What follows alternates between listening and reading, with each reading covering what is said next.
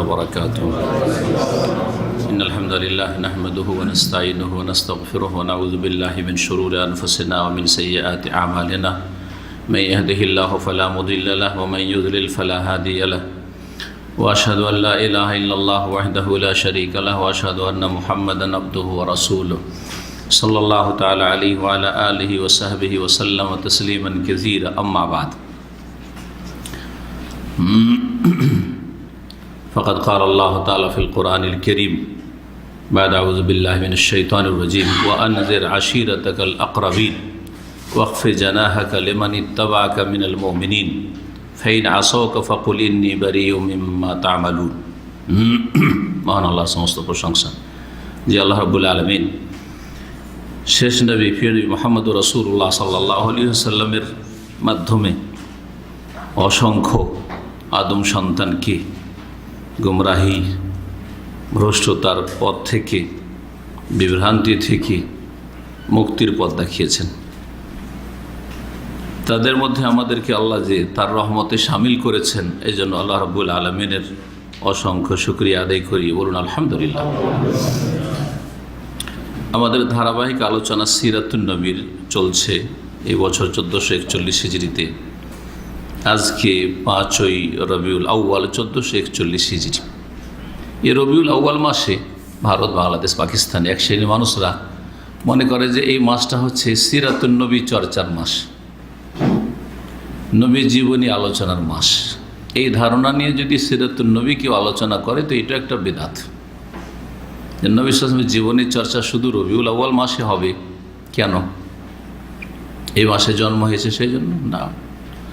এটা রাসূলুল্লাহ সাল্লাল্লাহু আলাইহি ওয়াসাল্লাম করেছেন, তার সাহাবারা করেছেন, যে যেই মাসে জন্ম হয়েছে, যেই তারিখে জন্ম হয়েছে, ওই তারিখে নবীর জীবনীর আলাপ আলোচনা করতে হবে না।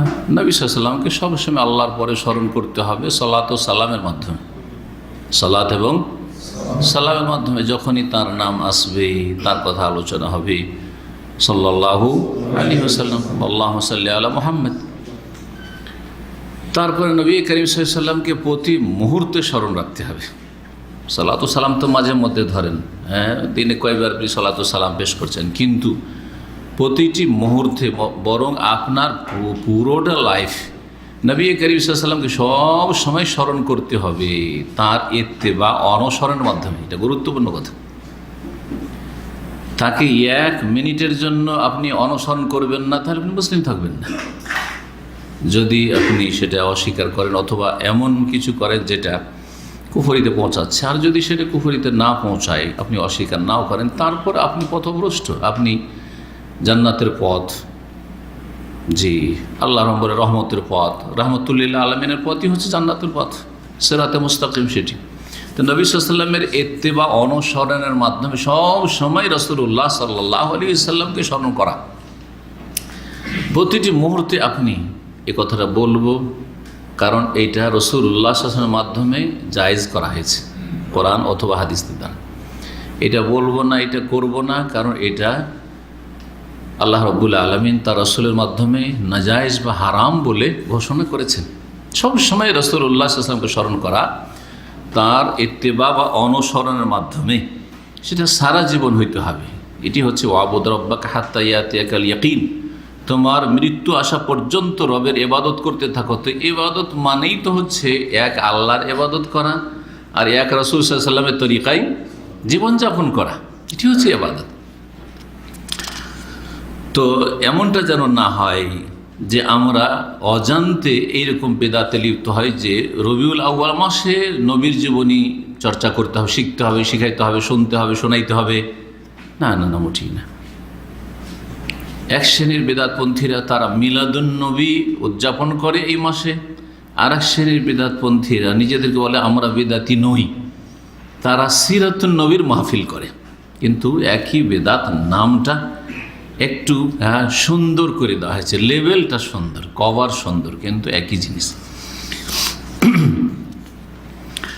যাই হোক, আলোচনা আমাদের আজকে পর্ব নম্বর 13, পর্ব নম্বর 13, নভেম্বর 2 তারিখ 2019, আর আরবি তারিখ তো বললাম 5 রবিউল আউয়াল। আলোচনার বিষয়বস্তু হচ্ছে প্রকাশ্য দাওয়াত। প্রকাশ্য দাওয়াত। নবী করিম সাল্লাল্লাহু আলাইহি সাল্লামের দাওয়াতের প্রথম পর্ব ছিল কি? হ্যাঁ, গোপনে দাওয়াত দেওয়া, গোপনে ইসলামের দিকে মানুষকে ডাকা। দাওয়াত দেওয়া মানে আহ্বান করা, ডাকা। আর ব্যক্তি পর্যায়ে মানুষকে ডাকা, কারণ গোপনে ডাকলে ব্যক্তি পর্যায়ে ডাকতে হবে, সমষ্টিগতভাবে একসাথে অনেক লোকে বললে তো আর গোপন থাকলো না। এটা কতদিন পর্যন্ত চলতে থাকে? 3 বছর পর্যন্ত নবী করিম সাল্লাল্লাহু আলাইহি ওয়াসাল্লামের নবুয়ত প্রাপ্তির পরে চলতে থাকে। তার মানে 40 বছর, 41, 42, 43 বছর। তারপরে 43 বছর বয়স, রাসূলুল্লাহ সাল্লাল্লাহু আলাইহি ওয়াসাল্লাম 44 বছর। তখন প্রকাশ্যে দাওয়াতের নির্দেশ পান আল্লাহর পক্ষ থেকে। নবী করিম নির্দেশ না পেয়ে কোনো কাজ করতেন না, একটি কদম বাড়াইতেন না। এটা হচ্ছে আসল ইবাদতের জীবন। এটা হচ্ছে একজন আল্লাহর গোলাম, আল্লাহর বান্দার বৈশিষ্ট্য, যে আল্লাহর পক্ষ থেকে গ্রিন সিগন্যাল আসবে তাহলে সে পা উঠাবে, কথা বলবে। কথা বলা, কাজ করা তখনই যখন আল্লাহ অনুমতি দিবেন। জি, তো নবী করিম সাল্লাল্লাহু আলাইহি ওয়াসাল্লাম এইরকম ব্যক্তি জীবনের গোপন দাওয়াত 3 বছর দেওয়ার পরে দেখলেন যে বেশ কিছু লোক এই দাওয়াতে সাড়া দিয়েছে। ব্যক্তি পর্যায়ের দাওয়াতে, গোপন দাওয়াতে মাশাআল্লাহ বেশ কিছু লোক সাড়া দিয়েছে, দাওয়াতে ইসলাম কবুল করেছে। বেশ কিছু এমন ভালো মানুষ ছিল কুরাইশদের মধ্যে, যদি কুরাইশদের পক্ষ থেকে চরম বিরোধিতার সম্মুখীন হয়েছেন। তাদের নেতৃস্থানীয় ব্যক্তির অধিকাংশই বিরোধিতা করেছে এবং শত্রুতা প্রকাশ করেছে। কিন্তু বেশ কিছু ভালো মানুষ, ভালো প্রকৃতির মানুষ কুরাইশদের মধ্যেও ছিল, যারা এই ডাকে সাড়া দেয়, তারাও ইসলাম গ্রহণ করে। তখন দেখলেন যে রাস্তাটা সুগম হয়েছে, এখন এই রাস্তায় আগে বাড়া যাবে, পরিবেশ অনুকূলে। এখন ওই সময় আল্লাহ রাব্বুল আলামিন সব কিছু জানছেন যে কখন কোনটা করলে এটা ইসলামের জন্য ভালো হবে, এটা মুসলিমদের জন্য ভালো হবে, এটা রাসূলুল্লাহ সাল্লাল্লাহু আলাইহি ওয়াসাল্লামের জন্য ভালো হবে, ইসলামী দাওয়াতের জন্য ভালো হবে। এটা আমাদের চাইতে, বরং রাসূলুল্লাহ সাল্লাল্লাহু আলাইহি ওয়াসাল্লামের চাইতে, সাহাবায়ে কেরামদের চাইতে বেশি আল্লাহ জানছেন, তাই না? তো আল্লাহ রাব্বুল আলামিন আয়াত নাজিল করলেন, ওয়া আনজির আশিরাতাকাল আকরাবিন। হে নবী, তুমি তোমার নিকট আত্মীয়দেরকে সতর্ক সাবধান করো। যেটা হচ্ছে তাহলে আর একটা পর্ব, কোরআনী আয়াত নাজিল হওয়ার। সূরা আলাকের প্রথম অংশ, তারপরে সূরাতুল মুদ্দাসিরের প্রথম অংশ, তারপরে সূরাতুল ফাতিহার কথা আমাদের আলোচনা এসছে, তারপরে এটা হচ্ছে 4র্থ পর্বে। আল্লাহ রাব্বুল কি হুকুম করলেন? এই আয়াতগুলি সূরা শুআরাতে রয়েছে। ওয়া আনজির আশিরাতাকাল আকরাবিন। আকরাব মানে নিকটবর্তী, আর আশিরা মানে বংশ। আশিরা আশায়ের বংশধরকে বলা হয়। তোমার নিকট আত্মীয়দেরকে কি করো? তুমি সতর্ক সাবধান করো। সতর্ক সাবধান করা মানে কি? তাদেরকে জাহান্নামের আযাব থেকে, অশুভ পরিণাম থেকে সতর্ক সাবধান করো, যে তোমরা যে অবস্থায় আছে এই অবস্থায় থেকে যাতে তোমাদের পরিণাম খারাপ, এটা সতর্ক সাবধান করা। সতর্কবাণী মানে এটা বোঝায়। আর যেই অবস্থায় তোমরা আছো, যে ধর্মকর্ম পালন করছো, শিরকের ধর্ম, ভ্রান্ত ধর্ম, মনগড়া ধর্ম, সেই ধর্মের উপর যদি তোমরা মৃত্যুবরণ করো তাহলে তোমাদের পরিণাম খুব খারাপ, মৃত্যুর পরে চিরস্থায়ী জাহান্নামী হতে হবে। সাবধান হয়ে যাও। এটা হচ্ছে এনজার। ইসলামী দাওয়াতের 2টো দিক আছে। একটা হচ্ছে এনজার, সতর্ক সাবধান করা, আর আরেকটি হচ্ছে সুসংবাদ দেওয়া। সুসংবাদ দেওয়া, সুসংবাদ দেওয়া হয় জান্নাতের সুসংবাদ। তোমরা যদি ভালো পথে চলো, ঈমান নিয়ে আসো, যদি এই দাওয়াতকে মেনে নাও, আল্লাহর আসমানি বিধান মেনে নাও, ইত্যাদি ইত্যাদি সুসংবাদ তোমাদের জন্য রয়েছে। দুনিয়ায় সুসংবাদ রয়েছে। নবী সাল্লাল্লাহু আলাইহি ওয়াসাল্লাম সুসংবাদ দিয়েছেন। যখন তাদেরকে ইসলামের দাওয়াত দিতেন তখন বলতেন যে দেখো, তোমরা যদি ইসলাম গ্রহণ করো, হে কুরাইশরা, বিশেষ করে কুরাইশদেরকে, যার নেতৃত্ব কুরাইশদের হাতে মক্কার, হে আরবরা, আরবদেরকে, কারণ আরবরা আজমদের তুলনায়, কারণ তাদের কাছে প্রথম ইসলামের দাওয়াত এসেছে। তোমরা যদি ইসলাম কবুল করো তাহলে আল্লাহ তোমাদেরকে নেতৃত্ব দান করবেন। এটা হচ্ছে রেজাল্ট, ফলাফল। তোমাদের কাজ তোমরা করো, আল্লাহর কাজ আল্লাহ করবেন, নেতৃত্ব দান করবেন, তোমাদেরকে আল্লাহ সম্মানিত করবেন। আর যারা অনারব ইসলাম গ্রহণ করবে তাদেরকে তোমাদের অনুগত করে দেবেন। সুতরাং দেশের পর দেশ তোমরা জয়ী করবে, আর সেখানে ইসলামের প্রচার প্রসার হবে। আর তাই হইল। জি, পারস্য দেশে বিজয় লাভ হইল, তারপরে রোম দেশে ইসলাম পৌঁছিল, আর দ্রুত বেগে ইসলাম এমনভাবে আলহামদুলিল্লাহ ইসলামের প্রচার প্রসার হইল, ইসলামী দাওয়াতের যে পশ্চিম দিকে আফ্রিকার শেষ প্রান্ত পর্যন্ত, আর পূর্ব দিকে একেবারে চীন পর্যন্ত পৌঁছে গেল। জি, অল্প সময়ের ভিতরে।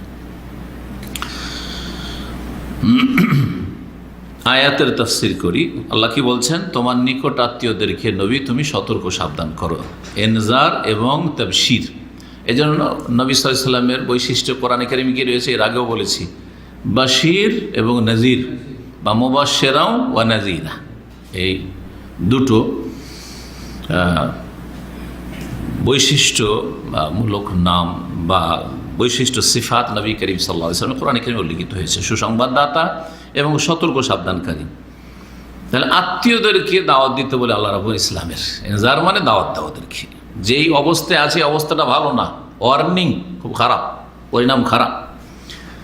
ওয়াকফির জানাহাকা লিমান ইত্তাবাআকা মিনাল মুমিনিন, আর তুমি তোমার ডানাকে ঝুঁকিয়ে দাও, শাব্দিক অর্থ করছি, তোমার ডানাকে তুমি ঝুঁকিয়ে দাও ওই সব লোকদের জন্য যারা তোমার অনুসারী হবে মুমিনদের মধ্য থেকে। মুমিন তোমার অনুসারীদের জন্য তুমি তোমার ডানাকে ঝুঁকিয়ে দাও। ডানা ঝুঁকিয়ে দাও মানে কি? এতে ভাষার অলংকার আছে, আরবি ভাষার এটা অলংকার, প্রত্যেক ভাষাতে নাও হইতে পারে, বাংলা ভাষায় অন্যরকমভাবে অলংকার হইতে পারে। যদি নয় যে আরবি ভাষাতে যে ভঙ্গিমাতে অলংকার আছে, বালাগাত ফাসাহাত আছে, সেটা বাংলা না হইতে পারে। আর বাংলাতে যেখানে যেভাবে অলংকার আছে আরবিতে নেই হইতে। ডানা ঝুঁকিয়ে দাও, কোত্থেকে নেওয়া হয়েছে অলংকারের ভাষা?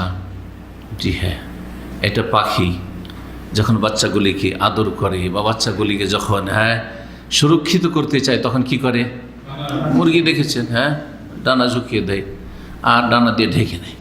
দুই ডানা দিয়ে ডানা ঝুঁকিয়ে দাও মানে আর ওপরে নেই, নিচে নেমে গেছে।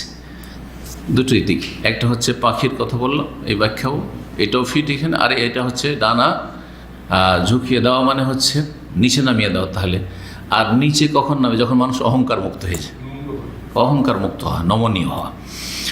তো যারা তোমার অনুসারী মুমিন হবে তাদের সাথে তুমি বিনয়ী হও, নমনীয় হও, এই একটা দিক রয়েছে।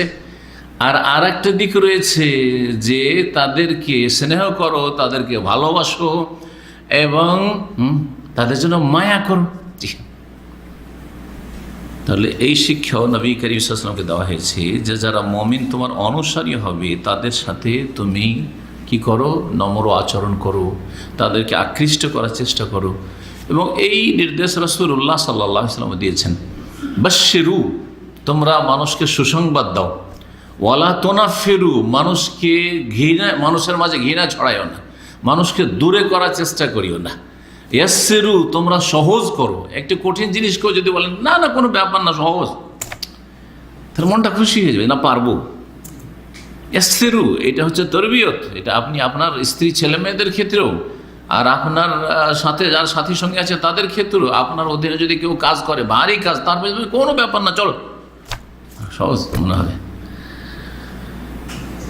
ইয়াসসিরু, সহজ করো মানুষের জন্য। ওয়ালা তুআসসিরু, কোনো কিছুকে কঠিন করে দিও না, কঠিন করে দিও না, এমন যেন না করিও না পরিস্থিতি যাতে মনে হয় এটা কঠিন ব্যাপার রে, এর সাথে চলাফেরা কঠিন, এর সাথে উঠা বসা কঠিন, বা এই যেই কাজের কথা বলছে, যেই পথে চলতে বলছে কঠিন। এখন ইসলামিক সেন্টারে একটা নতুন লোক আসছে, তাকে যদি বলেন যে আরবি ভাষা অত সহজ নাকি, আরবি ভাষা অত সহজ নেই, তাহলে আরবি শিখতে আসবে? যদি বলেন গ্রামার, তুমি বাংলা গ্রামার বুঝে না, তুমি আরবি কি বুঝবে?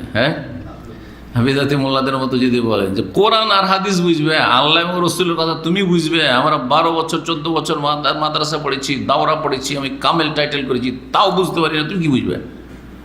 তাহলে আর আসবে কেউ বুঝতে? চেষ্টা করবে না। যদিও নবী সাল্লাল্লাহু আলাইহি ওয়াসাল্লাম কথাগুলি অত্যন্ত ব্যাপক, কিন্তু এক দুটি উদাহরণ আমি দিলাম। সহজ করতে হবে, কঠিন নয়। মানুষকে সুসংবাদ দিতে হবে, মানে আকৃষ্ট করার চেষ্টা করতে, উৎসাহিত করতে হবে, ঘৃণা ছড়ায়ও না।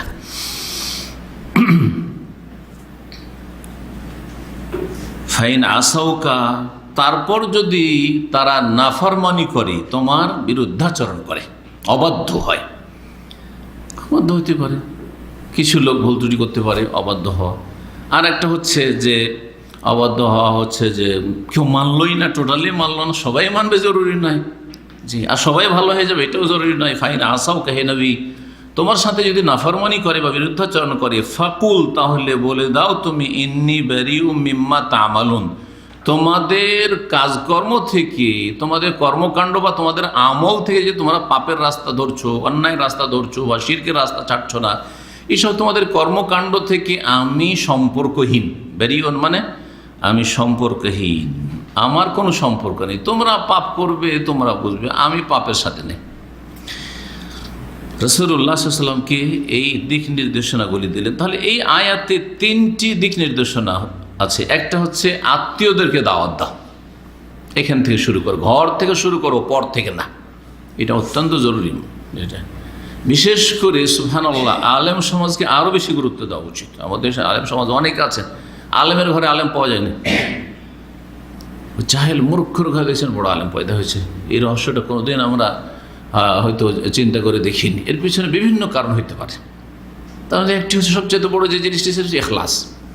এখলাস লাগবে যে আমি আমার ছেলেকে আলেমে দিন করব, দিনের খাদেম করব, এটা সবচেয়ে বড় জিনিস, বরকতের উপায়। অনেক সময় আলেমরা কষ্ট পায় সমাজের লোকের কাছে, আলেমরা অবহেলিত সমাজের কাছে। আলেমরা দেখে যে এত মেহনত করে লেখাপড়া করলাম, আমার কোনো মূল্যায়ন হয় না, অথচ একটা লোক দুনিয়ায় কি পড়েছে না পড়েছে, অশিক্ষিত, তার দেখো না, দেখো পয়সার অভাব নেই, তার গাড়ি বাড়ি নারীর অভাব নেই। এগুলোতে অনেকেই কিন্তু কী হয়ে যায়, মন মানসিকতা তার অন্যরকম হয়ে যায়। তখন এই চেষ্টাটা থাকে না আন্তরিকতার সাথে যে আমি ছেলেকে আলেম করব, আমি যা অবহেলিত, আমি লাঞ্ছিত, আবার ছেলে মেয়েদের ওই পথে নিয়ে যাবো। বহু লোকের এই রোগ আছে, যার ঘরে আলেমের ছেলেরা আলেম হইতে পারে না। এটা একটা কারণ। আমি সবার ক্ষেত্রে বলছি না, কিছু লোকের ক্ষেত্রে এরকমটাও আছে। ওর অবস্থাটা বলবে, এটা মাদ্রাসায় পড়াইবে না, তাহলে কেমন করে হবে? ও হাফিজি বানাবার চেষ্টা করবেন, তো কেমন করে হবে? হ্যাঁ, ও দিন শেখাবারই চেষ্টা করবেন, তো কেমন করে হবে? আর কিছু লোক আছে, হ্যাঁ, মাদ্রাসায় পড়াচ্ছে, আলহামদুলিল্লাহ, অনেক ওলামারা আছে মাদ্রাসায় পড়াচ্ছে, কিন্তু মাদ্রাসায় পড়ালেও সময় দিতে পারেন না। দূরে কোথাও চাকরি করে, কোনো মসজিদে অথবা কোনো মাদ্রাসায়, ওই সপ্তাহে 2 দিনের জন্য বৃহস্পতি শুক্রবার আসে, আর তারপরে মেহমানের মতো আসলো, আর আদর করে চলে গেল। ছেলে মেয়েকে আদর করলো, কিন্তু ধমক চমক দেওয়ার সুযোগ সুবিধা পেল না। আর প্রতিদিনের যে তার একটা ফলো আপ হওয়া উচিত ছিল, যে আমার ছেলে মেয়েরা কীভাবে লেখাপড়া করছে, কী উন্নতি করছে, এই সুযোগ পেল না, যার ফলে ছেলে মেয়ে অনেক সময় যেইভাবে আশা করা যাচ্ছিল হইল না। প্রবাসের জীবনের এটা একটা দিক রয়েছে। প্রবাসে আপনি 2 বছর থাকলেন, তারপর 2 মাস 3 মাস ছুটি যাবেন, আর তারপরে 2 মাস 3 মাসে আপনি কতটা আপনি ছেলে মেয়েদের তরবিয়ত করবেন, স্ত্রী তরবিয়ত করবেন, আপনি কতটা করবেন? আপনি অসম্ভব। জি, আল্লাহ যেন আপনাদের সময়ে এবং আপনাদের ছেলে মেয়েদের বরকত দান করেন। এটা একটা দিক আছে, ত্রুটির দিক। এই জন্য যারা দেশে থেকে ছেলে মেয়ে এখন পড়ার বয়স হয়ে গেছে, লেখাপড়া করাইতে পারবেন, কাছে থাকলে অনেক ভালো, কাছে থাকলে অনেক ভালো। কিন্তু যদি কাছে নাও থাকতে পারেন আর্থিক সংকটের জন্য, বা আপনার যে পারিবারিক অবস্থা রয়েছে সেই জন্য, তো আল্লাহ যেন আপনাদের সকলকে ছেলে মেয়ে মানুষ করার তৌফিক দান করেন। কি বলতে কি বললাম, যে আত্মীয় স্বজনদের ওপর বেশি গুরুত্ব দিতে হবে। তার মধ্যে সবচাইতে কাছের আপনার ঘরের আত্মীয়, আপনার স্ত্রী, ছেলে মেয়ে, বাপ মা, এতটুকু আপনার ঘরে। আর তারপরে তখন ভাই বোন, চাচারা, চাচাতো ভাইয়েরা, খালাতো ভাই, মামাতো ভাই, ফুফাতো ভাই, জি, সব আত্মীয়। একটি নির্দেশ এটি। দ্বিতীয় হচ্ছে যে মানুষের সাথে কি হও, হ্যাঁ, অহংকার মুক্ত হয়ে আচরণ করা, অহংকার মুক্ত হয়ে নমনীয়, বিনয়। তৃতীয় হচ্ছে যে যদি তোমার ডাকে সাড়া না দেয়, তোমার সাথে খারাপ ব্যবহার করে, তাহলে তাদের পাপের সাথ দিও না, অন্যায়ের সাথ দিও না। তুমি বলো অন্যায় থেকে আমি সম্পর্কহীন, আমি আমার পথে ঠিক আছি। এই জন্য দিনের ক্ষেত্রে, হকের ক্ষেত্রে কোনো ছাড় দেওয়া যাবে না। দুনিয়ার ক্ষেত্রে আপনি ছাড় দেন, আপনার আত্মীয় স্বজন পাপিষ্ট আছে, গুনাহগার আছে, বেনামাজি আছে, বেদিন আছে, বেদাতি আছে, আপনি দেন না টাকা পয়সা দিয়ে, ওকে দেন, উপঢৌক দেন, সাদকা দেন, অমুক দেন, তমুক দেন, নুন খেয়ে যদি গুণ গেয়ে হেদায়েত হয়। কিন্তু আপনি দিনের ক্ষেত্রে ছাড় দিতে পারেন না। আপনি আপনি আত্মীয়দের খুশি করার জন্য মিলাদুন্নবীতে পয়সা দেবেন, মিলাদুন্নবীতে অংশ নেবেন, তাদের বিবাহ শাদীতে পাপ হবে, অবাধ মেলামেশা হবে, আর সেখানে আপনি দাওয়াত খাবেন আর সেখানে থাকবেন, গিয়ে অবস্থান করবেন? না না না, তার দিনের ক্ষেত্রে ডিসকাউন্ট দিয়ে দিন, ধর্মের ক্ষেত্রে ছাড় দেওয়া দেয় না, দুনিয়ার ক্ষেত্রে খুব ছাড় দেন। এই শিক্ষাই দেওয়া হয়েছে, ইন্নি বারিউ মিম্মা তামালুন, তোমরা যদি না মানো, অবাধ্য হও, তাহলে তোমাদের কর্মকাণ্ড থেকে, তোমাদের পাপাচার থেকে আমি সম্পর্কহীন। এই আয়াত নাজিলের পরে নবী করিম সাল্লাল্লাহু আলাইহি ওয়াসাল্লাম তার নিকট আত্মীয়দেরকে একবার একত্রিত করলেন, সবকে ডাকলেন। তারা নিকট আত্মীয় হচ্ছে বনু হাশেম, হাশেম গোত্র। হাশেম গোত্র সবচেয়ে নিকট আত্মীয় রাসূলুল্লাহ সাল্লাল্লাহু আলাইহি ওয়াসাল্লাম, মুহাম্মদ বিন আবদুল্লাহ বিন আব্দুল মুত্তালিব বিন হাশেম। তাহলে হাশেমের বংশে যতগুলি শাখা প্রশাখা রয়েছে এরা হচ্ছে কি বনু হাশেম। বনু হাশেম নবী সাল্লাল্লাহু আলাইহি ওয়াসাল্লাম কোন গোত্রের লোক ছিলেন? তাহলে বলবেন হাশেম গোত্রের ছিলেন। কোন বংশের লোক ছিলেন? কুরাইশ বংশের লোক ছিলেন। বংশ অনেক বড়, আর গোত্র হচ্ছে খাস তার একটা অংশ। আর হাশেমের ভাই আর এক ভাই ছিল মুত্তালিব। এই বানুল মুত্তালিব, এদেরও আচার আচরণ নবী করিম সাল্লাল্লাহু আলাইহি ওয়াসাল্লামের সাথে খারাপ ছিল না, ভালোই ছিল। এদের মধ্যে কট্টর শত্রু তেমন ছিল না, এরা অত শত্রুতা দুশ্মনী করেনি। ওদেরকেও দেখলেন যে এদের অন্তরটা ভালো, এরাও হকের কাছাকাছি, এরাও ভালোবাসে আমাকে, তো ওদেরকেও ডেকেছেন। এই জন্য বলছেন শেখ সাফিউর রহমান বারাকুরি, ওয়া মাহুম নাফারুম মিন বানিল মুত্তালিব, আল মুত্তালিব বংশেরও বেশ কয়েকজন লোক ছিল, তার নিজের গোত্রের আর মুত্তালিব গোত্রের বেশ কিছু লোক। এদেরকে ডেকে নবী করিম সাল্লাল্লাহু আলাইহি ওয়াসাল্লাম একটি খুতবা বা বক্তব্য দিলেন। ফাকালা বাদ আলহামদি ওয়া শাহাদাতি তৌহিদ, আল্লাহর প্রশংসা করলেন এবং তৌহিদের সাক্ষ্য প্রদান করলেন, অর্থাৎ ইন্নাল হামদুলিল্লাহ নাহমাদুহু ওয়া নাস্তাইনুহু, এটা হচ্ছে আল্লাহর প্রশংসা গুণগান করা।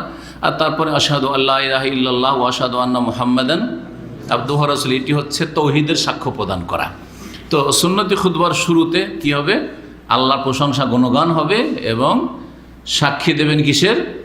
তৌহিদের, আল্লাহর একত্বের সাক্ষ্য প্রদান করবেন, নবী করিম সাল্লাল্লাহু আলাইহি ওয়াসাল্লামের রিসালাতের সাক্ষ্য প্রদান করবেন। এই ক্ষেত্রে মনে রাখবেন যে প্রশংসার ক্ষেত্রে হাদিসে সুন্নতি খুতবায় বহু বচন আছে, এটা গুরুত্বপূর্ণ। খুতবার ভুল ভ্রান্তি সম্পর্কে সতর্কীকরণ। খুতবাতে অনেক বড় বড় আলেমরা আজকাল ভুল করে। নিজে যদি বলে আমি বানিয়ে খুতবা পড়েছি, তাহলে বলবো যে ঠিক আছে, তোমার বানানো এটা, কিন্তু পড়ছে সে খুতবায় মাসনুনা, পড়ছে সে ওই খুতবাতুল হাজা, সুন্নতি খুতবা, আর সুন্নতি খুতবার বাক্যগুলি নেই না, সেখানে খেয়াল খুশি পড়ছে। অথচ বড় বড় আলেম, বড় বড় বক্তা, কিসের জন্য? যে ওই সূক্ষ্মভাবে তারা কোনো দিন গবেষণা করেনি বা তদন্ত করে দেখেনি যে এই শব্দগুলি এইভাবে হাদিসে কি এসেছে কিনা। যেমন আল্লাহর প্রশংসা গুণগানের ক্ষেত্রে ইন্নাল হামদালিল্লাহ, জি, নাহমাদুহু বহু বচন এসেছে, নাহমাদুহু বহু বচন, আহমাদু নাহমাদু। তাহলে প্রশংসার ক্ষেত্রে আমি একা প্রশংসা করছি, কিন্তু আপনাদেরকে সাথে নিতে পারি, বহু বচন, আমরা প্রশংসা করছি, অথচ আমি আপনাদেরকেও সাথে নিয়ে এলাম, আপনাদেরকে এনে সবাই মিলে আমরা প্রশংসা করছি, জনগান করছি। ওয়া নাস্তাইনুহু, সাহায্য কামনার ক্ষেত্রে আমরা সকলে সাহায্য কামনা করছি, অথচ আমি একাই বলছি, হয়তো ঠিক আছে খতিব একাই বলছে, এগুলো হাদিসে বহু বচন আছে। কিন্তু শাহাদাতের ক্ষেত্রে কোন হাদিসে নাশহাদু নেই। কি আছে? আশহাদু আল্লা ইলাহা ইল্লাল্লাহ ওয়া আশহাদু আন্না মুহাম্মাদান আবদুহু। আশহাদু এক বচন আছে, বড় বড় বক্তা শুরুতে খেয়াল করে শুনবেন, কি বলে? ওয়া নাশহাদু আল্লা ইলাহা ইল্লাল্লাহ, সুর ধরে যে নাশহাদু দিলু, ওয়া নাশহাদু আন্না মুহাম্মাদান আবদুহু ওয়া রাসূলুহু। নাশহাদু মানে কি? আমরা সাক্ষী দিচ্ছি। সাক্ষী দেওয়া এমন একটা বিষয় যেটা আপনি আপনার কলবের মালিক, আর কলব থেকে, হৃদয় থেকে সাক্ষী দেওয়া হয়। হৃদয় যেটা সত্য মনে করছেন সেটা যদি মুখে উচ্চারণ করেন তাহলে এটা হলো সাক্ষী। সুতরাং মানুষ যখন নিজের কলব ছাড়া অন্য কারো কলবের মালিক নয়, যে আপনি সাক্ষী দিচ্ছেন কি দিচ্ছেন না, আপনার সাক্ষীতে সততা আছে কি নেই, আপনার অন্তরে যে কথা আছে ওইটা মুখে বলছেন না, মুখে এক কথা বলছেন, অন্তরে আর কিছু আছে, সুতরাং আপনাদের পক্ষ থেকে আমার সাক্ষী দেওয়ার কোনো অধিকার নেই। এই রহস্যর কারণে একটিও হাদিসে বহু বচন খুঁজে পাবেন না, আপনি বহু বচন খুঁজে পাবেন না। আমার এতগুলি বক্তব্য আছে, কোনো বক্তব্যে না সাধু পাবেন না আপনি, কোনো বক্তব্যে না সাধু পাবেন না, কারণ কোনো হাদিসে না সাধু বহুবচনে। কিন্তু না মাদহু ওয়ানাস্তাইনহু আছে। তারপরে বাড়ায় যখন আসলো সতর্কীকরণ, তা আর একটা সতর্কীকরণ করি, সেটা হচ্ছে ওয়ানুমিনু বিহি ওয়ানাতাওয়াক্কালু আলাইহি। এই দুটো শব্দ কোনো সহিহ হাদিসে নেই। তার প্রতি আমরা ঈমান রাখি এবং তার উপর আমরা ভরসা রাখি, অর্থ তো ঠিক, কিন্তু কোন হাদিসে খুঁজে পাবেন না সহিহ সনদে যে নুমিনু বিহি ওয়ানাতাওয়াক্কালু আলাইহি। কিন্তু অনেক বক্তারাই এখানে অ্যাড করছে। তো এইটা যদি অ্যাড করে, তো এইটা অ্যাড করে তো ওই রকমই হলো যেমন আল্লাহ কাসম তো আল্লাহ রিজকে কাফতার, তো যদি হাদিসটা কিন্তু এতটুকু হাদিস আছে। কিন্তু হানাফি ভাইরা যে ইফতারির দোয়া পড়ে আল্লাহ কা সোমতো মাঝখানে বাড়ায়, অবে কা আমানতো ও আলাইকা তাওয়াক্কালতো, মাঝখানে বাড়িয়ে দিল দুটো বাক্য, তারপর আল্লাহ রিজকে কাফতার তো, তারপরে একটা বাক্য কেউ কেউ বাড়ায়, হ্যাঁ, বেরহমাতিকা ইয়া আরহামুর রাহিম। আপনার যদি এখানে নুমিনু বিহি ওয়া নাতাওয়াক্কালু আলাইহি বাড়ানো জায়েজ হয় বক্তা সাহেব বা আলেম সাহেব, তাহলে ওদের এটাও জায়েজ।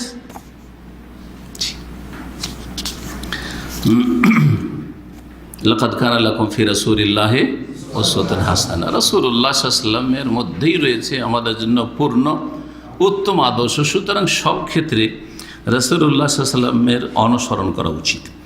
নবী সাল্লাল্লাহু আলাইহি ওয়াসাল্লাম আল্লাহর প্রশংসা এবং তাওহীদের সাক্ষ্য প্রদানের পরে যে বক্তব্যটি করেছিলেন তার তর্জমা করি।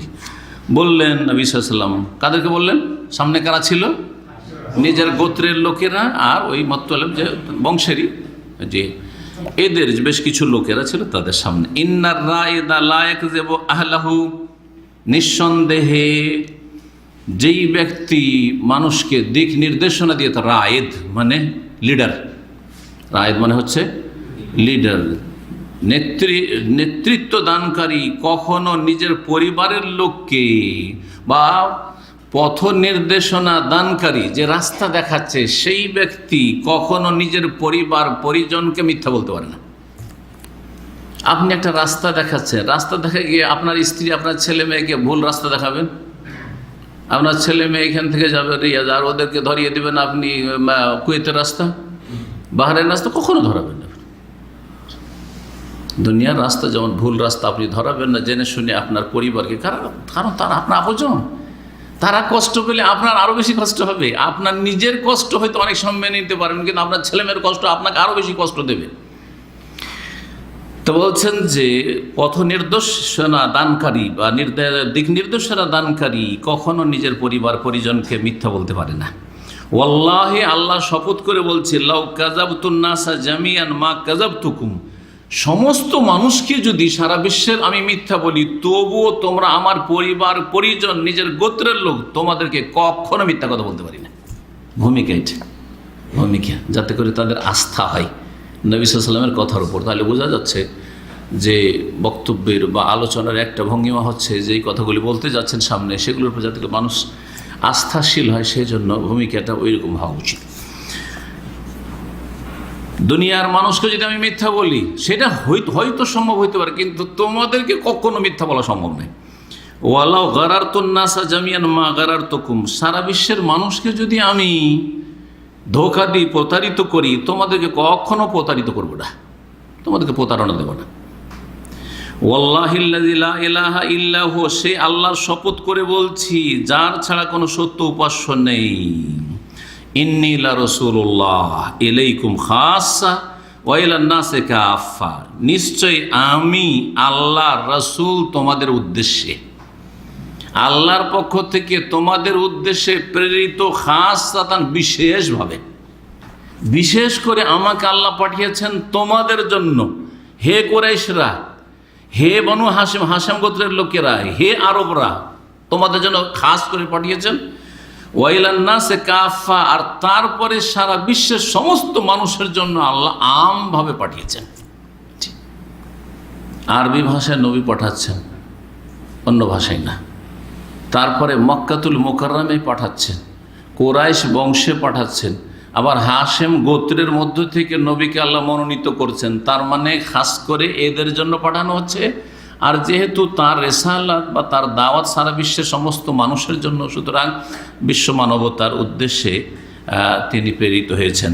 যেমন কোরআনে কারীমের বেশ কিছু আয়াতের দলিল, তার মধ্যে একটি স্পষ্ট, ওমা আরসালনাকা ইল্লা কাফাতাল লিন্নাস, হে নবী তোমাকে পাঠিয়েছি সারা বিশ্বের সমস্ত মানুষের জন্য। অন্য আয়াতে রয়েছে ইল্লা রাহমাতাল লিল, ওমা আরসালনাকা ইল্লা রাহমাতাল লিল আলামিন, বিশ্ব জাহানের জন্য রহমত করি, সবার জন্য। ওয়াল্লাহি, আরো আল্লাহ শপথ করে বলছি, লা তামুতুন্না কামা তানামুন, অবশ্যই অবশ্যই তোমরা মৃত্যুবরণ করবে যেমন তোমরা ঘুমাও। তোমাদের ঘুম যেমন নিশ্চিত যে এখন জেগে আছো, কিছুক্ষণ পর ঘুমাবে, এতে কোনো সন্দেহ নেই। যে জেগে আছে সে অবশ্যই রাত্রে ঘুমাবে, না হলে সকালে ঘুমাবে, এবং ঘুমাইতে হবে কিছুক্ষণ বা কয়েক ঘন্টার মধ্যেও ঘুমাইতে হবে। ঠিক তেমনই তোমাদের মৃত্যু অবশ্যই আজকে জীবিত, কালকে মরবে, এতে কোনো সন্দেহ নেই। যেমন তোমার জাগ্রত অবস্থার পরে নিদ্রায় কোনো সন্দেহ নেই। সুবহানাল্লাহ, আমরা এটা কল্পনা করি না। অত সবাইকে মরতে হবে, আমাদের চোখের সামনে ডানে বামে থেকে সব চলে যাচ্ছে, কখন আপনাকে আমাকেও যেতে হবে, কিন্তু আমরা নিজের কথা ভাবি না, চিন্তা করি না, শুধু পরের কথাই ভাবছি। যতক্ষণ পর্যন্ত নিজে না যাবেন ততক্ষণ পর্যন্ত ভাববেন যে অন্যরাই যাচ্ছে, আমার অনেক সময় আছে। না, কোনো সময় আপনার হাতে নেই। ওয়ালা তুবআসুন্না কামা তাস্তাইকিজুন, আর তারপরে অবশ্যই অবশ্যই তোমরা পুনরুত্থিত হবে, তোমাদেরকে মৃত্যুর পরে কবর থেকে অবশ্যই উঠানো হবে। বাস মানে কামা তাস্তাইকিজুন, যেমন তোমরা ঘুম থেকে বা নিদ্রা থেকে জেগে উঠো। নিদ্রার পরে যেমন জাগ্রত হওয়া নিশ্চিত, যে যখন ঘুমিয়েছ তখন না মরে গেলে এক সময় ঘুম ভাঙবেই, যতই অলস হোক না কেন এক সময় ঘুম ভাঙবে। আরে 10 ঘন্টা পর তো ভাঙবে, কিন্তু ঘুম ভাঙবে। কারো ঘুম কম, কারো ঘুম বেশি, কিন্তু ঘুম ভাঙবে। যেমন ঘুম ভাঙা নিশ্চিত ঘুমের পরে, তেমনি মৃত্যুর পরে পুনরুত্থান নিশ্চিত, আবার উঠানো হবে, এতে কোনো সন্দেহ নেই। ওয়ালা তুহাসাবুন্না বিমা তা'মালুন, আর তোমাদের কৃতকর্মের অবশ্যই অবশ্যই হিসাব নেওয়া হবে। ওয়ালা তুজজাউন্না বিল ইহসান ইহসানা ওয়া বিসসুই সুআ, আর তোমরা যদি ভালো করো তো ভালো প্রতিদান অবশ্যই অবশ্যই দেওয়া হবে, আর মন্দ করলে মন্দ প্রতিদান অবশ্যই দেওয়া হবে। ভালোর বদলা ভালো দেওয়া হবে, আর মন্দের বদলা মন্দ দেওয়া হবে। জি, ভালোর বদলা ভালো, মানে আপনি ঈমান এবং সলেহাত নেক আমলের সাথে দুনিয়া থেকে বিদায় নিয়েছে, সুতরাং ভালো কি দেবেন? আল্লাহ জান্নাত দেবেন, সুখের জীবন দেবেন, নিয়ামতপূর্ণ জীবন দেবেন। আর যদি মন্দ করেন তাহলে আল্লাহ রাব্বুল কি দিবেন? মন্দ দেবেন, মানে জাহান্নামের শাস্তি দেবেন, আযাবের সম্মুখীন হইতে হবে। জি, জাহান্নাম। জি, পাপিষ্ঠদের জন্য মন্দ না, কারণ ওরা উচিত শাস্তি সেটা, কিন্তু মন্দ এই জন্য বলা হয়েছে তুমি মন্দ করেছো সেজন্য তার উচিত শাস্তি পেয়েছে, এই জন্য মন্দ বলা হয়েছে। কিন্তু আসলে ইনসাফ সুবিচারের দাবি হচ্ছে যে জাহান্নাম অবশ্যই থাকতে হবে। আল্লাহর সুবিচারের দাবি হচ্ছে যে সৎ লোকদেরকে যখন ভালো বদলা দেওয়া হবে, তো অসৎ লোকদেরকে তার শাস্তি অবশ্যই হইতে হবে, এটাই হচ্ছে ইনসাফ। সুতরাং আল্লাহ যদি জাহান্নাম না রাখতেন তাহলে সেটা হইতো না।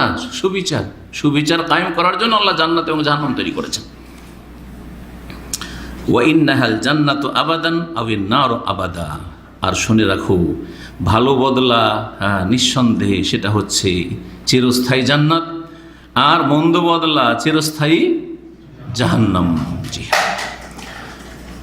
এই বক্তব্য শেষ হয়ে গেল রাসূলুল্লাহ বক্তব্য এত লম্বা ছিল না যেমন আমাদের বক্তব্য লম্বা, কত সংক্ষেপ বক্তব্য, কিন্তু কত কথা বললেন, তাই না?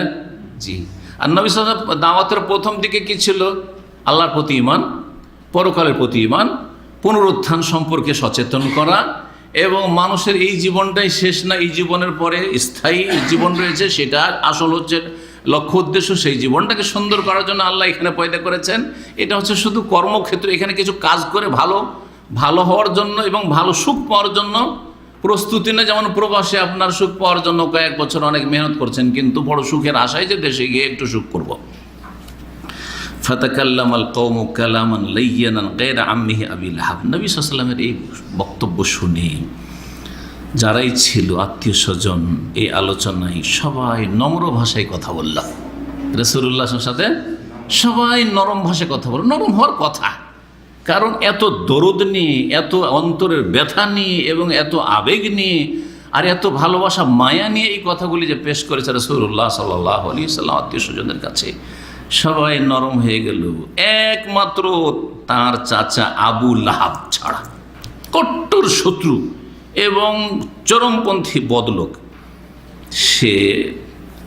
সে তার বক্তব্য শোনেন, তার খারাপ আচরণটা এবং তার বক্তব্য যে কত খারাপ। ফাইন্নাহু কাল, সে বলে উঠল, খুযু আলা ইয়াদাইহি, এই মুহাম্মাদের এক্ষুনি হাতকে ধরে থামিয়ে দাও। খুযু আলা ইয়াদাইহি ক্বাবলা আন তাজতামি আলাইহিল আরব, আরবরা তার চারপাশে একত্রিত হওয়ার আগে এক্ষুনি তার হাত ধরে থামিয়ে দাও। এক্ষুনি এর মুখ বন্ধ করো, এক্ষুনি থামা, নাহলে আরবরা সব মুসলিম হয়ে গেলে তোমাদের ঘরের এই ছেলে তোমাদের দুশমন হয়ে যাবে। ফাইন সাল্লামতুমুহু ইযান জালালতুম, যদি তার হাতেই নেতৃত্ব ন্যস্ত করে দাও, যে মোহাম্মদ যা বলছে তাই শুনে নাও, তাই মেনে নাও, মানে তাকে তোমরা কি করলে, নেতৃত্ব ন্যস্ত করে দিলে। তাকেই যদি এই নেতৃত্ব দিয়ে দাও, তাহলে তোমরা লাঞ্ছিত অপদস্থ হয়ে যাবে, তোমরা গোলাম হয়ে যাবে, তোমরা তার দাস হয়ে যাবে। দেখেন খারাপ চিন্তা কেমন। অথচ নবী সাল্লাল্লাহু আলাইহি ওয়াসাল্লাম তাদেরকে বলছেন যে দেখো, তোমরা যদি ইসলাম গ্রহণ করো, তোমরা আরব, আর আরবের মধ্যে বিশেষ করে তোমরা কুরাইশ, হ্যাঁ, তোমরা হচ্ছে হাশেম গোত্র, নেতৃত্ব দুনিয়া তোমাদের হাতে, আর আখিরাত তো আছেই। জি, ওয়াইন মানাতুমুহু, আর যদি তাকে তোমরা রক্ষা করো, তাহলে কুতিলতুম, যদি কুতিলতুম এখানে পড়া, ওয়াইন মানাতুমুহু, তাকে যদি রক্ষা করো, মানে তাকে রক্ষা করো, তার পাশে দাঁড়িয়ে তার সাপোর্ট করো, তাহলে তোমাদেরকে হত্যা করা হবে। এমন কিছু শত্রু পয়দা হয়ে যাবে যে মুহাম্মদের কারণে তোমাদেরকে খুন করা হবে। কেন? তার জন্য তোমরা আরব জাতির সাথে তোমরা দ্বন্দ্ব খরিদ করতে যাবে, আর তোমরা তাদের দুশমন হবে, আর তোমাদের বিরুদ্ধে কেউ লড়াই করুক না। এক্ষুনি একে থামাও এবং এর দাওয়াতকে বন্ধ করো। ফাকাল আবু তালেব বলে উঠলেন, ওয়াল্লাহি, আল্লাহর কসম করে বলছে, লা নামনা আন্নাহু মা বাকিনা, অবশ্যই তাকে রক্ষা করব যতদিন আমি বেঁচে থাকব, বা আমরা বেঁচে থাকব। আমি ইসলাম গ্রহণ করি আর না করি, তার কথা মানি আর না মানি, কিন্তু সে আমার ভাতিজা, তাকে ছোট থেকে আমি চিনি, সুতরাং তাকে অবশ্যই রক্ষা করব, অন্য দুশমনের হাতে তুলে দেব না যতদিন আমি বেঁচে থাকব। ওয়াকালা আইজান, এবং তার সাথে সাথে এই কথাও বললেন আবু তালিব, ইমজে লিমা উমিরতা বিহি, হে ভাতিজা, তোমাকে যে নির্দেশ দেওয়া হয়েছে বা তুমি যার জন্য আদিষ্ট হয়েছো, সেই পথে তুমি অবিচল থাকো, চলতে থাকো, তুমি তোমার কাজ করতে থাকো, তুমি তোমার কাজ।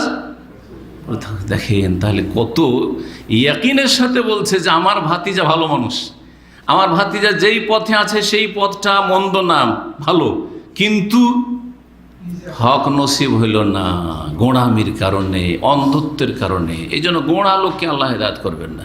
যেই ব্যক্তি দেমাগকে খুলবে না, বলছে কুলুবানা গুলফুন, আমার অন্তর ঢাকা আবরিত ইহুদিদের মতো, অথবা আমার দেমাগ ক্লোজড, আমি বন্ধ রেখেছি, আমি ঢুকতে দেবো না, ব্লাইন্ড, তাকে আল্লাহ হেদায়েত করবে না।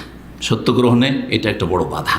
ফাওয়াল্লাহি, আল্লাহ শপথ করে বলছে, আবু তালেব বলছেন, লা আযালু আহুতুকা ওয়া আমনাউকা, সারা জীবন তোমাকে চারপাশ থেকে আমরা ঘিরে রাখবো এবং তোমার সুরক্ষার ব্যবস্থা করব, তোমার হেফাজত করব, সারা জীবন তোমাকে রক্ষা করব দুশমন থেকে। তবে ভাতিজা শুনে নাও, গায়রা আন্না নাফসি লা তুতাওয়িনি আলা ফিরাকি দ্বীনে আব্দুল মুত্তালিব, তবে আমার মন চাই না যে আমার বাবা আব্দুল মুত্তালিবের ধর্ম ছেড়ে আমি মরি, এটা চাই না। তোমার সব করব, আর তোমাকে যা আদেশ করছে রব তুমি করতে থাকো, এত কথা বলছেন। কিন্তু আমি চাই না যে আমার বাবা আব্দুল মুত্তালিবের দিন ছেড়ে আমি মারা যাব, এটা আমার মন চাই না, মন থেকে মেনে নিতে পারি না। যারা অন্ধ, যারা গোঁড়া, তাদের অবস্থা এরকম, বুঝার পরে বলছে কথা ঠিক, তবে এটা মেনে নিতে পারি না। সম্ভব না, এটা সমাজ এটা মেনে নেবে না। জি হ্যাঁ, এই সমাজে এটা চলবে না। কথা সব ঠিক, কিন্তু এখানে ওই সব চলবে না, ওইটা সৌদি আরবে চলবে। জি, এই ছিল একটা পর্ব রাসূলুল্লাহ সাল্লাল্লাহু আলাইহি ওয়াসাল্লামের দাওয়াতের, প্রকাশ্যে দাওয়াত শুরু হইল আত্মীয় স্বজনদের মধ্যে। তারপরে সাফা পর্বতের ওপর উঠিয়ে দাওয়াত, আর একটা পর্ব। এই কয়েকদিনের মধ্যেই আরো আয়াত নাযিল হলো, ফাসদা বিমা তুমার ওয়া আরিজ আনিল মুশরিকিন। ফাসদা বিমা তুমার ওয়া আরিজ আনিল মুশরিকিন। আল্লাহ বলছেন যে হে নবী, তুমি যার জন্য আদিষ্ট হয়েছো সেটা প্রকাশ্যে ঘোষণা করো। সাদা ইয়াসদাও মানে খোলাখুলি বলা, প্রকাশ্যে বলা, নির্দ্বিধায় বলা। তুমি যার জন্য আদিষ্ট হয়েছে বা তোমাকে যেই কাজের আদেশ করা, কি কাজের আদেশ করা হয়েছে? কুম ফানজির, দাঁড়াও আর মানুষকে সতর্ক করতে লাগো, মানুষকে ইসলামের দাওয়াত দিতে লাগো, লা ইলাহা ইল্লাল্লাহ তাওহীদের দাওয়াত দাও, জি ঈমানের দিকে দাওয়াত দাও। যা তোমাকে আদেশ করা হয়েছে সেটা কি করো? প্রকাশ্যে ঘোষণা করো। আল্লাহ এখন প্রকাশ করে দিতে বলেন। এর মাধ্যমে একবার আল্লাহর হুকুম যে এখন আর লুকিয়ে টুকিয়ে না, হ্যাঁ লুকাবার চেষ্টা করবে না, প্রকাশ্যে যেখানেই পাবো। ওয়া আরিজ আনিল মুশরিকিন, তো একটা হুকুম হয়ে গেল যে প্রকাশ্যে দাওয়াত দেওয়া শুরু করো। দ্বিতীয় হুকুম হচ্ছে যখন প্রকাশ্যে দাওয়াত দেবে তখন যে মুশরিক কিছু কট্টরপন্থী আছে তারা বিরোধিতা করবে, ওদেরকে এড়িয়ে চলো। ওয়া আরিজ আনিল মুশরিকিন, মুশরিকদের থেকে, বৌদ্ধবাদীদের থেকে তুমি মুখ ফিরিয়ে নাও বা বিমুখ হয়ে যাও বা তাদেরকে এড়িয়ে চলা। এড়িয়ে চলা মানে এখানে বা উপেক্ষা করা। আর এরাজ মানে এই বাংলা এই সবগুলি শব্দ দিয়ে অর্থ করা যেতে পারে। এরাজ মানে উপেক্ষা করা, এরাজ মানে বিমুখ হওয়া, এরাজ মানে হচ্ছে এড়িয়ে চলা। তারা কে কি বলছে, কে কি মন্তব্য করছে, আর কে কি রিয়াকশন দেখাচ্ছে, ওগুলোর পরে করি না, ওগুলোকে এড়িয়ে চলো। তুমি বেপরোয়া হয়ে তুমি তোমার কাজ করো। এতটুকু এখানে উল্লেখ করেছেন সে, কিন্তু তার পরের আয়াতটা অত্যন্ত গুরুত্বপূর্ণ, এই আলোচনার সাথে সম্পর্কিত। ইন্না কাফাইনাকাল মুস্তাহজিইন, নিশ্চয়ই যারা উপহাসকারী তাদের জন্য আমি তোমার হেফাজতের জন্য যথেষ্ট। ইন্না কাফাইনাকা, আমি তোমার সুরক্ষার জন্য যথেষ্ট, মুস্তাহজিইন, উপহাসকারীদের থেকে। যারা ঠাট্টা উপহাস করবে, তোমাকে নিয়ে ব্যঙ্গও করবে, তাদের অনিষ্ট থেকে তোমাকে রক্ষা করার জন্য আমি আল্লাহ যথেষ্ট। কত বড় আল্লাহর পক্ষ থেকে চিন্তা করেন নিশ্চয়তা দান নবী করিম সাল্লাল্লাহু আলাইহি সাল্লামকে। যখন আল্লাহর পথে মানুষ লেগে যায় তখন আল্লাহ রাব্বুল এইভাবে সাহায্য করেন। আম্বিয়া ছাড়া অন্যদের কাছে ওহী অবশ্যই আসবে না, কিন্তু হক কথাকে হক যখন আপনি ইয়াকিন করেছেন আর হক কথাকে প্রতিষ্ঠা করার চেষ্টা করবেন, আর হকের ওপর যখন আপনি অবিচল থাকবেন, আর হকটাকে মানুষের কাছে উত্তম পন্থায় যখন তুলে ধরার চেষ্টা করবেন, হেফাজত করি আল্লাহ। জি, আল্লাহ যথেষ্ট। আল্লাহ ডিফেন্স করার জন্য বসে আছেন। অন্য আয়াতে ডিফেন্সের শব্দটি ব্যবহৃত হয়েছে, ইন্নাল্লাহ ইউদাফিউ আনিল্লাযিনা, সূরাতুল হাজ আল্লাহ বলেছেন নিশ্চয়ই যারা মুমিন তাদের পক্ষে আল্লাহ কি করেন? প্রতিরক্ষার ব্যবস্থা করেন, ডিফেন্সের ব্যবস্থা করেন। আপনাকে গালের বদল মানে প্রতিবাদ করার দরকার নেই। সহিহ আকীদার লোক গাল খাচ্ছেন, সহিহ আকীদার আলেম গাল খাচ্ছেন, আপনাকে গালের বদলা দিতে হবে অথবা গালের জন্য রিয়াকশন দেখাইতে হবে না, না, দরকার নেই। আল্লাহ যথেষ্ট আছে। আল্লাহর ফেরেশতারা আল্লাহ লাগিয়ে রেখেছেন আপনার ডিফেন্স করার জন্য, আপনার হেফাজতের জন্য, এবং তাদের অনিষ্টকে তাদের দিকে ফিরিয়ে দেওয়ার জন্য, তাদের অনিষ্ট দিয়ে তাদেরকে ধ্বংস করার জন্য, তাদের পাপ দিয়ে সীমালঙ্ঘন বাড়াবাড়ি দিয়ে তাদেরকে সর্বনাশ করার জন্য আল্লাহ যথেষ্ট। জি, তো এই বিষয়গুলি যারা দাওয়াতের কাজ করবেন অত্যন্ত একিনের সাথে বিশ্বাস করতে হবে, তাহলে আপনি দাওয়াতের কাজ করতে পারেন। না হলে যখন দেখবেন প্রতিকূল অবস্থা তখন দুর্বল হয়ে পড়বেন, মুখ বন্ধ করে দেবেন যে যা করবি করগা, আদা খাবি স্বাদ পাবি, আমি আমার কাজ করি। না না, এরকম না। আপনি দাওয়াত দিতে থাকেন, দাওয়াত দিতে থাকেন, কিন্তু হেকমা অবশ্যই, হেকমা অত্যন্ত জরুরি। কিন্তু দাওয়াত দিয়ে হেকমা মানে লুকিয়ে রাখা নয়। আমি সবসময় বলি হেকমা মানে লুকিয়ে রাখা নয়, কিন্তু হেকমা মানে কোনটা কখন বলতে হবে।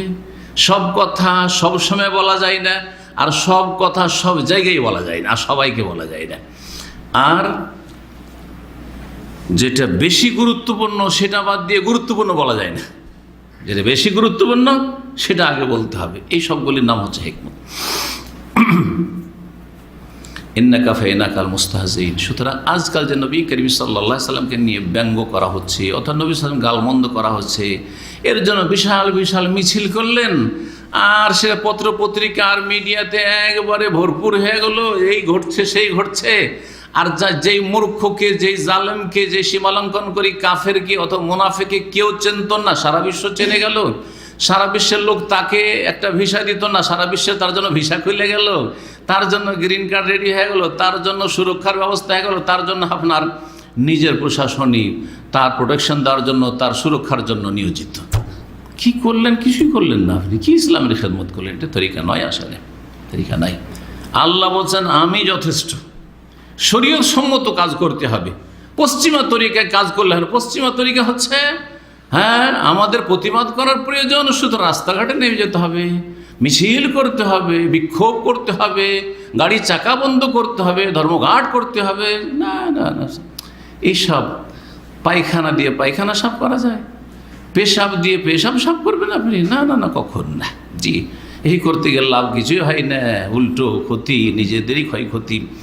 যদি এসব বিষয়গুলি মানুষকে বলা যায় তো বলবে যে এরা দেখো, এরা হয়তো ইসলামেরই দুশমন, উল্টাও ইসলামের দুশমন বানিয়ে দেবেন। কিন্তু আপনাদের কল্যাণের জন্য বলছি যে এ দিয়ে কিছু লাভ করে দেন, ইসলামের লাভ করে দেননি, জাতিরও লাভ করেননি, বরং অনেকগুলি লোক হতাহত হয়েছে, এর বেশি কিছুই পাননি। সারা বিশ্বের যে কোনো অবস্থার কথা বলছি আমি। আল্লাহ যথেষ্ট, ইন্নাকা ফাইনা হাযিন। আমি আপনি যতটা করতে পারবো করবো।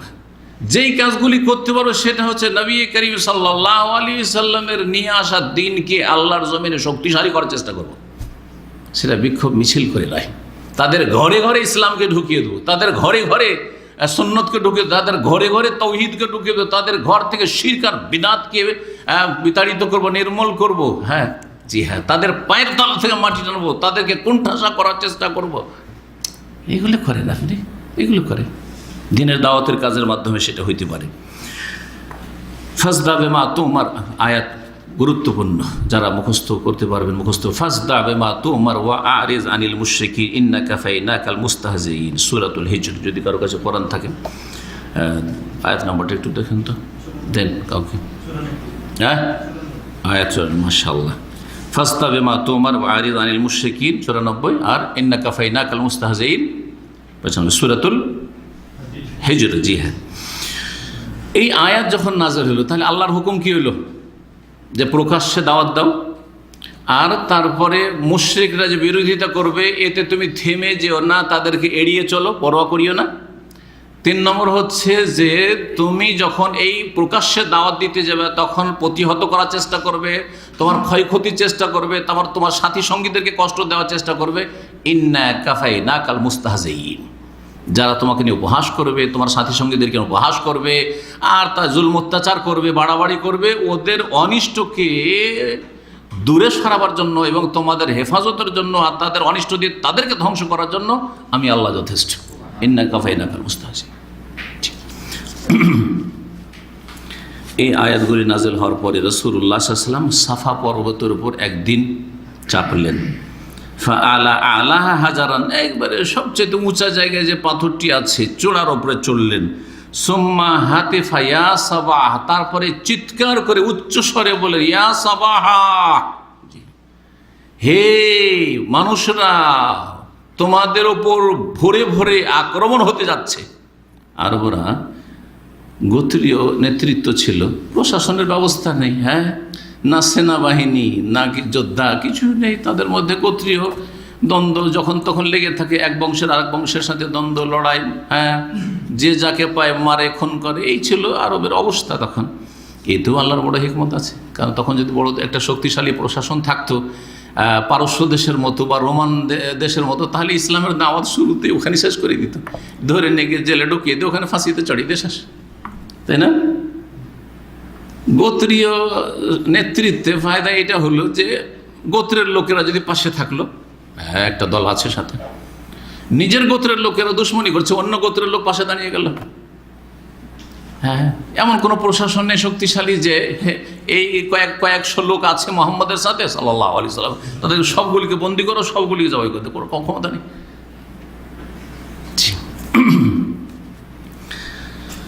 রাসূলুল্লাহ সাল্লাল্লাহু আলাইহি ওয়াসাল্লাম এইভাবে ডাক দিলেন। ওয়াকানাত কালিমাতু ইনজার তুখবিরু আন হুজুমে জাইশিন আও আমরিন আজিম। আরবরা যখন কোনো দুশ্মনের হামলার আশঙ্কা করত বা বুঝতে পারতো যে দুশ্মন হামলা করতে যাচ্ছে কোনো জনপদের ওপর, কোনো শহর বা গ্রামের ওপর, তখন উঁচা জায়গায় উঠতো, উঠার পরে চিৎকার করে বলতো। কারণ উঁচা জায়গা থেকে বললে আর চিৎকার করে বললে দূর দূর পর্যন্ত আওয়াজটা পৌঁছবে যে তোমরা সাবধান হয়ে যাও, সতর্ক হয়ে যাও, দুশ্মন তোমাদের উপর আক্রমণ করতে যাচ্ছে। আর সাধারণত এই আক্রমণটা ভোরের অন্ধকারে হইতো। ভোরের অন্ধকারে মানুষ অধিকাংশই গাফেল, উদাসীন থাকে। আর যদি জাগেও তবু শরীরটা অলস হয়ে থাকে। সেই সময় ঘুম থেকে ওঠার পরে দেখবেন যতই আপনি পরেশগার মুত্তাকি হন, কিছুক্ষণ লাফ দিয়ে ওঠা যায় না, কিছুক্ষণ আপনাকে কি করতে হচ্ছে, চোখ কচলাইতে হচ্ছে, আর তারপরে গায়ে মোচাড় দিতে হচ্ছে, আর তারপরে অলসতা দূর করতে হচ্ছে, আর তারপরে গিয়ে যখন হুজু টুজু করলেন, জিকির আজকার করলেন, তখন আপনার অলসতা দূর হচ্ছে। কিন্তু রাত্রে জেগে আছেন, রাত 12টার সময় যদি দুশ্মন আক্রমণ করে, অনেকে জেগে আছে, অনেকে জেগে আছে। আর দুশ্মনরা আক্রমণ এই জন্য সকাল সকাল করতো যে ভোরের অন্ধকার আক্রমণ করে দেবো, আর এগুলোকে সবকে বন্দি করে নেবো, যতগুলোকে মারলাম, বাকিগুলোকে বন্দি করে নিলাম, দাসী বানিয়ে নিলাম। আর তারপরে দিন হয়ে গেল, আমাদের আর এখান থেকে যদি পালায়নও করতে হয় তার অসুবিধা, রাস্তাঘাট দেখতে পাচ্ছি। কিন্তু রাতের অন্ধকার যাবে কোথায়? ধরা খেয়ে যেতে পারে, পরাজিত হইতে পারে। তো আরবদের মধ্যে এইরকম ভোরবেলাতে এই জন্য আক্রমণ করতো দুশ্মনরা। সতর্ক করার জন্য বলতেন আরব, ইয়া সাবাহা, হে তোমাদের ওপর সকাল সকাল বা ভোরে ভোরে শত্রুরা আক্রমণ করতে যাচ্ছে। সুম্মা জাআলা ইউনাদি বুতুনা কুরাইশ, তারপরে রাসূলুল্লাহ সাল্লাল্লাহু আলাইহি ওয়াসাল্লাম কুরাইশের বিভিন্ন গোত্রকে নাম ধরে ধরে ডাকতে লাগলেন। এক একটা বংশ, এক একটা গোত্রের নাম ধরে ডাকতে লাগলেন। ইয়া বানি ফেহের, হে ফেহরের বংশধর, ফেহরের আওলাদ। ইয়া বানি আদি, হে আদির বংশধর। ইয়া বানি ফোলান, ইয়া বানি ফোলান, ইয়া বানি আব্দে মানাফ, ইয়া বানি আব্দুল মুত্তালিব। এই বলে এক একটা গোত্রের নাম ধরে ডাকতে লাগলেন রাসূলুল্লাহ সাল্লাল্লাহু আলাইহি ওয়াসাল্লাম। ফালাম্মা সামু, সবাই যখন শুনতে পেল যে আমাদের সবাইকে ডাকছে, কালু, তখন লোকেরা একে অপরকে জিজ্ঞেস করতে লাগলো, মান হাযাল্লাযী ইয়াহতিফ, কে এইভাবে চিৎকার করে ডাকছে, কে এরকম চিৎকার করে ডাকছে সকাল সকাল? কালু মুহাম্মদ, তখন লোকেরা বলতো ওই মুহাম্মদ ডাকছে। ফাসরা আন-নাসু ইলাইহি, তখন তারা জানে যে মুহাম্মদ সাল্লাল্লাহু আলাইহি ওয়াসাল্লাম জীবনে মিথ্যা কথা বলেনি, জীবনে কোনোদিন মিথ্যা কথা বলে। তখন যখন মুহাম্মদ সাল্লাল্লাহু আলাইহি ওয়াসাল্লাম ডেকেছে, তো অবশ্যই আমাদেরকে এই ডাকে সাড়া দিতে হবে যে নিশ্চয় কোনো একটা ঘটনা ঘটেছে, কোনো একটা কিছু হইতে যাচ্ছে। হাত্তা ইন্নার রাজুল ইযা লাম ইস্তাতা ইয়াখরুজা ইলাইহি আরসালা রাসূল লিয়ানজুরা মা হুয়া, প্রত্যেকে যার কানে আওয়াজ পৌঁছেছে সবাই ছুটে আসার চেষ্টা করেছে। কেউ যদি বেশি ব্যস্ত থেকেছে যে আমি খুব জরুরি এমার্জেন্সি কাজে আছে, যেতে পারবো না, তখন আরেকজনকে বলছে যে যা তো রে, দেখে আই তো, হ্যাঁ যাও তো, কি জন্য ডাকলো, দৌড় দিয়ে যাও, আর আমাকে তাড়াতাড়ি খবর দিয়ে, কারণ দুশ্মনের ভয় আছে। সবাই যখন একত্রিত হয়ে গেল, এসে রাসূলুল্লাহ সাল্লাল্লাহু আলাইহি ওয়াসাল্লাম সাফা পাহাড়ের ওপর থেকে বলে, আর আইতাকুম, আচ্ছা তোমরা বলো তো, লাউ আখবারতুকুম আন্না খাইলান বিল ওয়াদি বিসাফে হাযাল জাবাল তুরিদু আন তুগীরা আলাইকুম আকুনতুম মুসাদ্দিকিয়া, তোমাদেরকে যদি বলি যে এক্ষুনি এই উপত্যকা থেকে, উপত্যকা দুই পাহাড়ের মাঝখানে যে নিচু জায়গা থাকে যেখান দিয়ে মানুষ সাধারণত চলাফেরা করে, পাহাড়ের উপর তো সবসময় চলাফেরা করতে পারে না, তো দুই পাহাড়ের মাঝখান দিয়ে যে নিচু স্থান থাকে সেটা দিয়ে বৃষ্টি বর্ষার সময়, বন্যার সময় পানিও প্রবাহিত হয়, আর যখন শুকিয়ে থাকে মানুষ চলাচল করে। ওয়াদি মানে উপত্যকা, সংকীর্ণ মাঠ, যেটা আমাদের দেশের ভাষায়, অথবা ঘাটি পাহাড়ের। এই ওয়াদি থেকে, পাহাড়ের পেছন থেকে যদি একটি অশ্বারোহী দল, অশ্বারোহী মানে ঘোড়ায় চড়ে আসা বাহিনী যদি আসে, তুরিদু আন তুগীরা আলাইকুম, তোমাদের উপর আক্রমণ করার উদ্দেশ্যে, আর আমি তোমাদেরকে সতর্ক সাবধান করছি যে তোমরা দেখতে পাচ্ছ না, কিন্তু আমি পাহাড়ের ওপরে আছি, দেখতে পাচ্ছি, তোমরা এই দিকে আর পেছন দিক থেকে এই শত্রু দল অশ্বারোহী সব ঘোড়ায় চড়ে চড়ে তোমাদের আক্রমণ করার জন্য আসছে। সেই যুগে উটের পিঠেও লড়াই হতো, আর পায়ে হেঁটেও লড়াই হতো, আর ঘোড়ার পিঠেও লড়াই হতো। কিন্তু ঘোড়ার পিঠে যে লড়াই করতো ওটা ছিল বেশি শক্তিশালী যোদ্ধা, কারণ ঘোড়ার স্পিড বেশি, ঘোড়া এই কাজে যেই ভূমিকা রাখতে পারবে সেটা উট দিয়ে সম্ভব না, সেটা পায়ে খালি মানে পায়ে চলা অবস্থায় অথবা পদাতিক বাহিনীর পক্ষে সম্ভব নাই, এই জন্য অশরীর খুব সেই সময় মূল্য ছিল। কালুর নাম, তোমরা কি বিশ্বাস করবে আমার কথা? রাসূলুল্লাহ বললেন। তখন লোকেরা বলে, হ্যাঁ অবশ্যই বিশ্বাস কর। মা জাররাবনা আলাইকা কাযিবান, আপনার সম্পর্কে আমরা জীবনে মিথ্যা কথা দেখিনি বলতে, আপনাকে কখনো মিথ্যা কথা বলতে দেখিনি। অন্য রিওয়ায়াত রয়েছে, সহিহ বুখারীতে সম্ভবত এই রিওয়ায়াত রয়েছে, মা জাররাবনা আলাইকা ইল্লা সিদকান, আপনাকে আপনার সারা জীবনে সত্য ছাড়া কখনো মিথ্যা কথা বলতে শুনিনি। মা জাররাবনা আলাইকা ইল্লা সিদকান এখানে এসছে, দুটো বাক্যে এসছে। তখন রাসূলুল্লাহ সাল্লাল্লাহু আলাইহি ওয়াসাল্লাম সুযোগ পেয়ে, এটা হলো ভূমিকা আসল কথাটা রাখার জন্য। জি হ্যাঁ, এক হচ্ছে দুশমনের আশঙ্কা, দুশমন যদি পরাজিত করতে পারে তাহলে দুনিয়া বরবাদ হবে, দুনিয়া নষ্ট হবে, আখিরাত তো বরবাদ হবে না যদি ঈমান তাওহীদ থাকে, তাই না? ঈমান ইসলাম থাকে। আর তোমরা এমন অবস্থায় আছো যে এই অবস্থায় যদি মারা যাও তাহলে তোমাদের ইহকাল পরকাল সবটাই ধ্বংস হয়ে যাবে। হ্যাঁ, তাহলে এমন গুরুত্বপূর্ণ বিষয়ে সতর্ক করা যারা রাসূলুল্লাহ দেখেছেন, যেটা অত্যন্ত গুরুত্বপূর্ণ। কিন্তু মানুষ যারা দুনিয়াদার তারা দুনিয়াকে বেশি গুরুত্ব দিয়ে থাকে। রাসূলুল্লাহ সাল্লাল্লাহু আলাইহি ওয়াসাল্লাম বললেন তখন, ফাইন্নী নাযীরুল লাকুম বাইনা ইয়াদাই আযাবিশ শাদীদ, আমি কঠিন আযাবের পূর্বে তোমাদেরকে সতর্ক সাবধান করছি। বাইনা ইয়াদাই মানে পূর্বে, কঠিন আযাব আসতে যাচ্ছে, কঠিন আযাবের তোমরা সম্মুখীন হতে যাচ্ছ, তার পূর্বেই তোমাদেরকে আমি সতর্ক সাবধান করছি। ইন্নামা মাসালি ওয়া মাসালুকুম কামাসালি রাজুলির রাআল আদুওয়া, আমার উদাহরণ আর তোমাদের উদাহরণ হচ্ছে এমন এক মানুষের মতো, যেই মানুষটি, যেই লোকটি শত্রু দলকে দেখেছে, শত্রু দলকে দেখছে যে আমার ওপর আর আমার গ্রাম বা শহরের ওপর হামলা করতে যাচ্ছে, তখন সে দৌড় দিয়ে নিজের পরিবারে ছুটে আসছে তাড়াতাড়ি সতর্ক করার জন্য, কারণ তারা জানে না যে কি হচ্ছে না হচ্ছে। তারপরে ওয়ায়ানজুরু লাহুম মিন মাকানিন মুরতাফিন, উঁচা জায়গায় দাঁড়িয়ে যাচ্ছে, লি আল্লাহ ইউদহিমহুমুল আদু, তাড়াতাড়ি করে তার আগেই যাতে করে দুশমন না চলে আসতে পারে, সুতরাং ছুটে আসছে। আর আসার পরে ফাজালা ইউনাদি, চিৎকার করে বলছে উঁচা জায়গা থেকে, ইয়া সাবাহা, হাই হাই সকালবেলা ভোরবেলা তোমাদের উপর আক্রমণ হতে যাচ্ছে, সাবধান সাবধান। দুশমন একটু দূরে আছে, তার আগেই দৌড় দিয়ে সে নিজের জাতিকে সতর্ক সাবধান করে দিল এক ব্যক্তি। ওই রকমই হচ্ছে আমি তোমাদেরকে, তোমাদের মৃত্যু আসতে যাচ্ছে, আর মৃত্যু আসলেই তোমাদের জন্য আযাব শাস্তি শুরু হয়ে যাবে, জাহান্নাম চিরস্থায়ী তোমাদের জন্য অবধারিত হয়ে যাবে, তার আগে আমি এই আযাব আর আসার আগেই তোমাদেরকে সতর্ক সাবধান করছি। সুম্মা দাআমিলা শাহাদাতি আল্লা ইলাহা ইল্লাল্লাহু ওয়া আন্না মুহাম্মাদুর রাসূলুল্লাহ, তারপরে লা ইলাহা ইল্লাল্লাহু মুহাম্মাদুর রাসূলুল্লাহর সাক্ষ্য প্রদানের দিকে দাওয়াত দিলেন এবং বললেন যে এই কালেমা যদি তোমরা পাঠ করে না অন্তরের বিশ্বাসের সাথে, তাহলে দুনিয়ার মালিক হতে পারবে আর আখিরাতের মুক্তি লাভ করতে পারবে। দুনিয়ার মালিক হতে পারবে আর আখিরাতের মুক্তি লাভ করবে। আলহামদুলিল্লাহ, দেখেন চিন্তা করেন বাস্তব কত কথাটি, মাত্র কয়েক বছরের মধ্যেই যেই জাতির কাছে কোনো পার্থিব উপায় উপকরণ ছিল না, হ্যাঁ, না সেনাবাহিনী, না তাদের কাছে সাজ সরঞ্জাম যুদ্ধের লড়াইয়ের, আর তাদের মধ্য থেকে হলেন আবু বকর সিদ্দিক খলিফায়ে রাসূলুল্লাহ, প্রথম খলিফা, দ্বিতীয় খলিফা আমিরুল মুমিনিন, তৃতীয় খলিফা উসমান, চতুর্থ খলিফা আলী।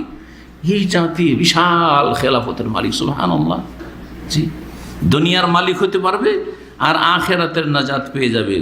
সুম্মা হাযযারাহুম ওয়া আনযারাহুম আযাব আল্লাহ, আল্লাহর আযাব থেকে তাদেরকে সতর্ক সাবধান করলেন যে তোমরা যদি এই শিরকের ওপর যদি অটল থেকে যাও তাহলে কঠিন আযাব তোমাদের জন্য রয়েছে, আর যদি তোমরা ঈমান না নিয়ে আসো আল্লাহর পক্ষ থেকে যা নাজিল হচ্ছে কোরআনে কারীমের প্রতি, তাহলে তোমাদের জন্য কঠোর শাস্তি রয়েছে।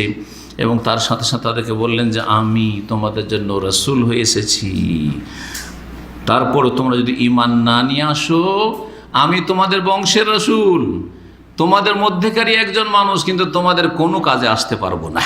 লা ইউনকিযু মিনাল আযাবি ওয়ালা ইউগনিহি মিনাল্লাহি শাইআ, আল্লাহর কবল থেকে বা আল্লাহর আযাব থেকে আমি তোমাদেরকে রক্ষা করতে পারবো না যদি তোমরা আমাকে রাসূল হিসাবে না মেনে নাও এবং আমার দাওয়াতে সাড়া না দাও।